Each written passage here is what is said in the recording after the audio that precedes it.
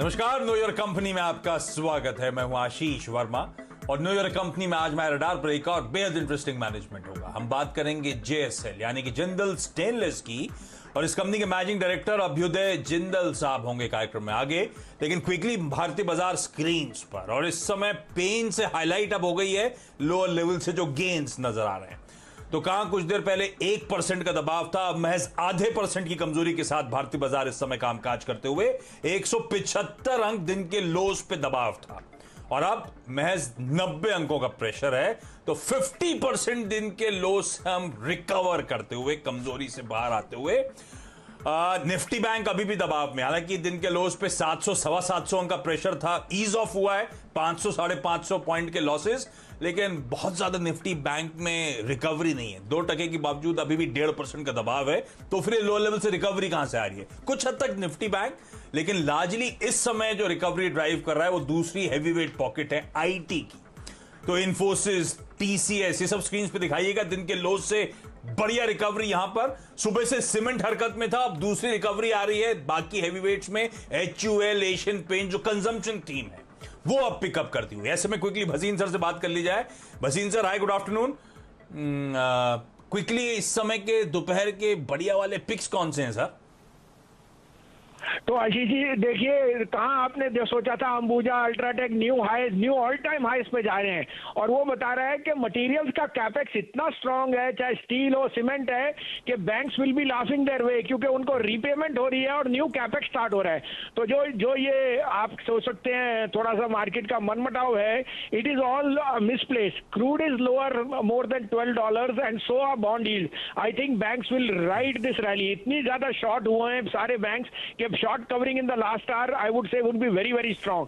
तो मैं यहाँ दो दिग्गज स्टॉक्स पे कह रहा हूँ, that is HDFC, the main HDFC mortgage lender. 2465 में लीजिए, 2410 का स्टॉप लॉस है, 2565 का टारगेट। आईसीआईसीआई बैंक लीजिए, तो उसके नंबर्स है सैटरडे को, और सबसे अच्छा क्वार्टर आएगा आईसीआईसीआई का। 642.50 टू 643, 631 का स्टॉप लॉस, 665 का टारगेट। अरे वाह, तो ये दोनों हेवीवेट्स अगर चलने तो फिर दिक्कत कहां है? एचडीएफसी लिमिटेड और आईसीआईसीआई बैंक, भसीन सर कर रहे हैं, इन दोनों स्टॉक्स में खरीदारी करने के आप मौके ढूंढिए। तो क्लियर है, फाइनेंशियल्स जो बहुत प्रेशर दिखा चुके हैं, अब शायद आगे स्थिति सुधरती हुई नजर आए। और अब जरा स्क्रीन पे आज के मैनेजमेंट को दिखाइए। जेएसएल के एमडी अभ्युदय जिंदल साहब जुड़ते हुए। जिंदल साहब, स्वागत है सीएनबीसी आवाज पर आपका, और बढ़िया मोमेंटम। डायरेक्टर साहब, जरा जेएसएल का 1 साल का चार्ट दिखाइएगा। 30-35 के लोस से अब 130 के जोन के आसपास स्टॉक में कामकाज, तो 250% का साल के लोस से बढ़िया अप मूव। मेटल्स की रैली और इनका जो अपना रीजेक्ट चल रहा है, सबका फायदा मिलता हुआ। अच्छा जिंदल साहब, आज सुबह सबसे इंपॉर्टेंट अपडेट वो आया कि टाटा स्टील के साथ एक जॉइंट वेंचर, एक एमओयू साइन कर रहे हैं आप लोग कि भाई क्रोम और जो लॉक्ड है आप दोनों की माइंस के बीच में, उसको अनर्थ करने के लिए। तो मुझे इसका मतलब समझाएं। तो आप दोनों की माइंस अगर आजू बाजू लगी हुई हैं तो आप तो पूरा माइन कर देंगे, तो बचा क्या? ऐसा होता है कि दोनों माइंस के बीच में कुछ जगह होती है जो अनर्थ नहीं हो पाती, तो उसको आप लोग माइन करोगे? यस, एक बाउंड्री वॉल होती है। तो हमने एक एमओयू साइन किया है, बिकॉज बाउंड्री वॉल में काफी रिजर्व फंसे होते हैं, एंड उसका परमिशन, सेपरेट परमिशन चाहिए होता है फ्रॉम वेरियस अथॉरिटीज। तो हमने कल ही टाटा स्टील के साथ वी हैव साइंड एमओयू की ऑलमोस्ट 1 मिलियन टन ओर होना चाहिए next 5 years we should get by doing this joint mining. अरे वाह, ये इंटरेस्टिंग है। तो बाउंड्री वॉल जो होती है उसमें भी बहुत सारा और रहता है जो माइन करा जाएगा। तो बेसिकली जिंदल साहब, अब ये होने वाला है बचा कुचा सारा निचोड़ लेने का। तो आप कह रहे हो 1 मिलियन के आसपास के रिजर्व्स, इसके लिए कुछ रेगुलेटरी अप्रूवल्स होने, आप जो कह रहे हो कब तक आने वाले हैं? और तो इसमें टाटा स्टील और आपके बीच में डिवाइड कैसे होगा जो और निकल के आएगा? तो हम अपनी साइड की करेंगे, टाटा स्टील अपनी साइड की करेगा, उसका क्लियर डिमार्केशन है। अप्रूवल आने में आई थिंक 3 से 4 महीने लगेंगे। ऑलरेडी दोनों टीम बहुत जोर से इसकी काम कर रहे हैं, and with in early next year हम इसको स्टार्ट कर देंगे। ओके, तो ये तो न्यूज पेग हो गया। दूसरा, जिंदल स्टेनलेस की बात तो, और अमेलगमेशन की बात ना, वो जिंदल स्टेनलेस हिसार के मर्जर की बात ना, ऐसा हो नहीं सकता। लास्ट रिजल्ट्स के साथ अपडेट आया था कि वो प्रोसेस एडवांस स्टेज पर है। अब इसका मतलब क्या जिंदल साहब, आसान शब्दों में हम शेयरधारकों को तो ये समझ में आता है दोनों कंपनियां एक होंगी और एक की लिस्ट होगी, तो इकलौती कंपनी लिस्टेड एंटिटी के तौर पे कब तक नजर आएगी हमको? किस टाइमलाइन पे आप लोग वर्क कर रहे हो? करेक्ट, नहीं थैंक यू, ये तो बहुत ही बड़ा स्टेप है कंपनी के लिए। एंड अभी इसका प्रोसेस ऑलरेडी हमने बैंकों से मिल गया हमें, और सेबी से भी अप्रूवल मिल गया है। अब इसका लास्ट स्टेज है, एनसीएलटी में हमने ऑलरेडी फाइल कर दिया है। लास्ट वीक ऑफ जुलाई में इसकी हियरिंग है। उसके बाद 60 to 65 डेज का प्रोसेस होएगा जो एनसीएलटी देगी। तो हम एक्सपेक्ट कर रहे हैं बाय दिसंबर या अर्ली जनवरी नेक्स्ट ईयर ये मर्जर कंप्लीट हो जाएगा हमारा। And then we will be one of the largest stainless steel companies in the world. इसी कंपनी को हमने पहले डीमर्ज करा था अपने आप से, और आज ईयर्स डाउन द लाइन फिर से मर्ज कर रहे हैं। तो ऐसे कौन से सिनर्जिस्टिक बेनिफिट्स अब हमें नजर आने लगे सर, जो हम ये वापस मर्जर की प्रक्रिया की शुरुआत कर रहे हैं? और एक और सवाल, ये डेट को लेके कंसर्न्स थे बीच में, है ना? अब इस समय ये जब कंबाइंड एंटिटी होगी तो इनकी डेट पोजीशनिंग कैसी होगी सर? तो आशीष, ये डेफिनेटली काफी सिनर्जीज हमें ऑलरेडी दिख रहे हैं। एक तो बिकॉज दो कंपनीज को स्प्लिट करने के वजह से हमको बहुत डबल काम करने पड़े थे। जैसे हमने पूरे कंट्री के अंदर वेयर हाउसेज खोल के रखे हैं, तो we had to open 2 warehouses for each company. अब उसमें एक ही वेयर हाउस, एक बड़ा वेयर हाउस खोलेंगे, जिससे लॉजिस्टिक्स में हमें बहुत फायदा होएगा, बैलेंस शीट में बहुत फायदा होएगा हमको, because their inter company holdings, inter company balances, वो बिल्कुल खत्म हो जाएगा। एक सिंपल स्ट्रक्चर दिखेगा। So this will create lot of value for all stakeholders. पिछले साल हमने काफी डेट रिपेमेंट की, इस साल भी हमारा वही फोकस है। तो कंबाइंड एंटिटी का debt will be less than 3000 crore and हमारी ratios are also very well under control. हमारा debt to EBITDA will be around 1.3 and debt to equity will be 0.5। तो ये मेटल कंपनीज में I think this will be one of the best ratios till now. अच्छा, बीच में वो rating agency ने आपको 3 नॉच रेटिंग अपग्रेड कर दी थी, मेरे ख्याल से इंडिया रेटिंग ने रेटिंग अपग्रेड करी थी। तो एक रैशनल तो शायद ये मर्जर जिसके आप सिनर्जिस्टिक बेनिफिट्स गिना रहे हैं वो होगा। दूसरा, शायद समय से पहले इस समय जिंदल स्टेनलेस अपनी डेट को रीपे कर रहा है। तो एक तो मुझे बताओ, इस समय स्टैंडअलोन एंटिटी की डेट कहां खड़ी है? FY22 के लिए भी डेट प्रीपेमेंट, डेट रीपेमेंट के क्या प्लान्स है? और ये पैसा समय से पहले क्यों भुगतान? क्योंकि ऑपरेशनली हालात बेहतर होने इसीलिए क्या? करेक्ट, नहीं डेफिनेटली कंपनी ने अच्छा परफॉर्म किया है एंड बैंकों ने हमको इतना सपोर्ट किया इतने सालों तक, तो we also want to now repay our debt. And पिछले साल हमने करीब 1500 करोड़ रीपे किया था।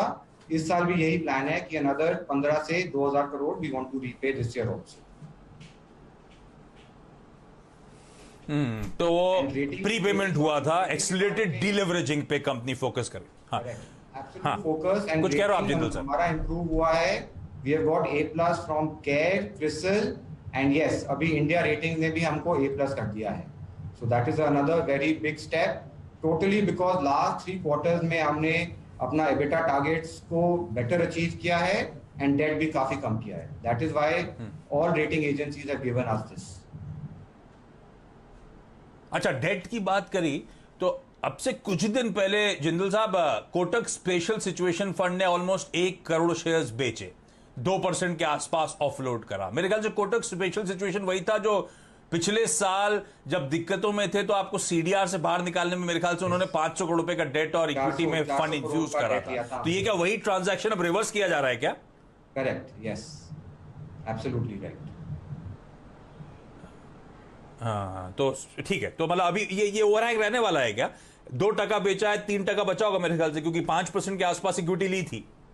करेक्ट, सी, और वो थोड़ा थोड़ा ऑफलोड करते जा रहे हैं एंड नेक्स्ट ईयर तक वी वांट टू कंप्लीटली पे कोटक आल्सो देयर लोन।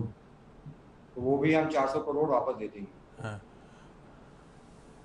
अच्छा, एक चीज, ये जो आपका आज सुबह अपडेट आया था जिंदल साहब, आज सुबह मतलब कल का अपडेट होगा, जिसमें टाटा स्टील के साथ MOU कर रहा था, उसमें नीचे कंपनी का धंधा समझाया था। तो उसमें लिखा था कि स्टेनलेस स्टील मैन्युफैक्चरर है, 1.1 MTPA कैपेसिटी है और scalable up to 3.2 MTPA।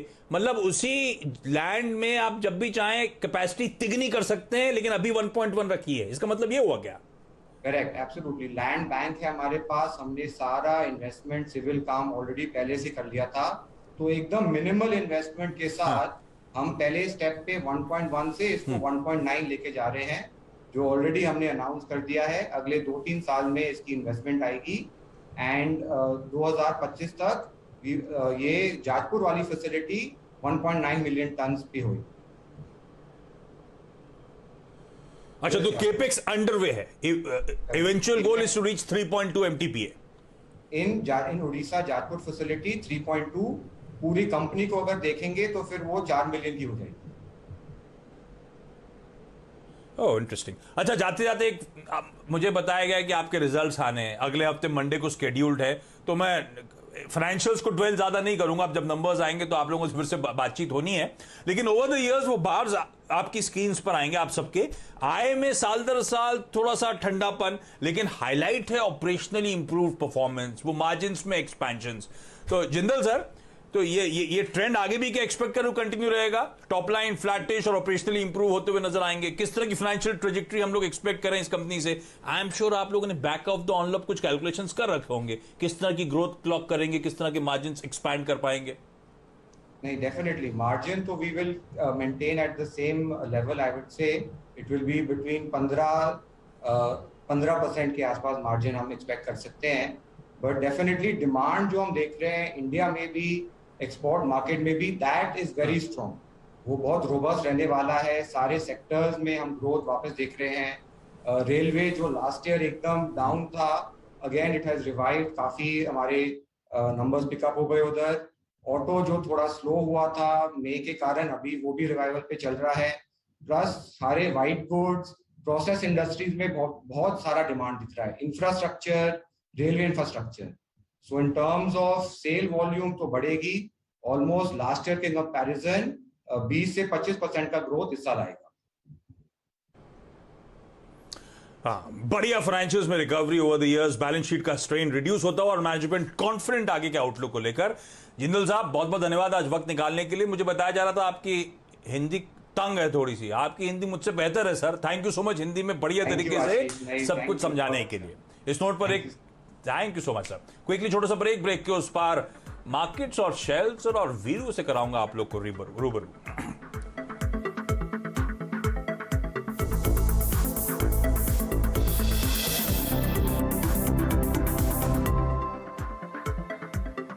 Mongia Steel presents Majboot Stocks.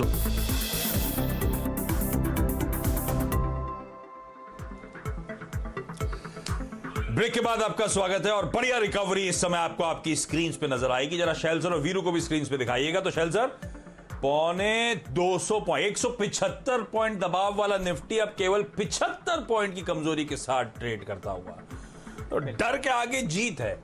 Eid मुबारक आपको। बिल्कुल आपने सही फरमाया Ashish ji. By the dip वो आपको सिर्फ और सिर्फ निफ्टी पर ही इतनी अच्छी तरीके से प्रतीत होता हुआ दिखेगा। दिन का लो था 15,580, वहां से 100 पॉइंट की बहुत ही बढ़िया रिकवरी। बैंक निफ्टी पर लगभग 200 पॉइंट की रिकवरी और बढ़िया मूव आपको आईटी शेयर्स में आता हुआ दिख रहा है। रैली इस वक्त इन्फोसिस और टीसीएस में है और सीमेंट ने जो मजबूती ठानी है वो तो देखते ही बनती है। जबरदस्त वॉल्यूम्स आपके सामने एसीसी पर लगभग 12 गुना 5 दिन एवरेज के, और यही हाल Ambuja, ACC, UltraTech cement, Birla corporation, छोटे शेयर्स प्रिज्म जॉनसन में आपको आता हुआ दिखेगा। शानदार रैली चौतरफा कम से कम सीमेंट में आती हुई दिख रही है और गिने चुने निफ्टी के काउंटर्स आपको बढ़िया रिटर्न्स दिन के लोज से देते हुए देख रहे हैं। वीरेंद्र जी, आप क्या पकड़ रहे हैं? शैल जी, सीमेंट देख के अगर आप देखें इतनी खुशी हो रही है कि पूछे मत, और लग रहा है कि अंतिम पड़ाव और अंतिम 1 घंटा जो है वो आईटी के नाम होने जा रहा है। शॉर्ट करें तो कैसे करें? डाउ फ्यूचर्स आशीष 250 अंक ऊपर और ऊपर से बुधवार को छुट्टी। आशीष, तो कमेंट्री से क्लियर है, बुल्स अपनी पोजीशन को सीमेंट करते हुए नजर आएंगे बचे हुए 1.5 घंटे में। ऐसे में कमाई के अड्डे में बेहतरीन पिक्स लेकर आएंगे ब्रेक के उस पर। नमस्कार।